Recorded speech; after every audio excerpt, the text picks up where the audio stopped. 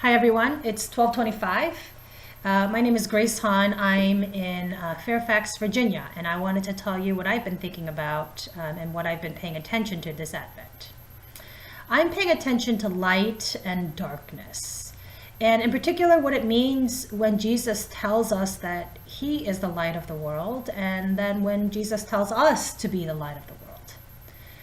So one thing I've noticed is that it's winter time, which means it gets dark really fast. So the sun goes down at like 5 or something like that. And I don't really like darkness very much. I don't like that I can't see and I feel like I'm tripping over things and feel like my eyes take a long time to adjust to light and darkness. And I kind of just want to go home and crawl into bed and go to sleep.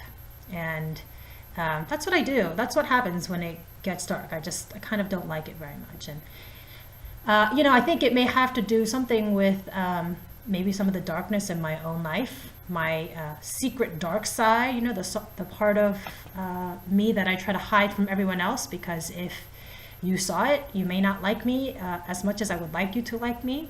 I think everybody has a dark side in that way.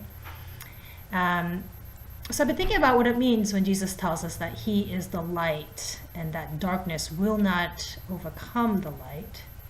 The other thing you've probably noticed is that in this season, there are a lot of lights everywhere. We have lights on our Christmas trees, we have lights on our houses. There is light everywhere, and it's beautiful. It illuminates darkness. It makes the night bearable for me. Usually I don't really like to go out at night, but I do like to go out and see the lights because they make the darkness not quite as scary and dark and gross. So I think when Jesus tells us that He is the light of the world, He was telling us that in all of the darkness of the world, in our hearts, in our families, and in our communities, that the light that Christ has is bigger than all of that it sees all of our darkness and it still shines. I think Jesus tells us that His light will always shine in our darkness, and that light will guide us and it'll show us where to go and how to act and who to love.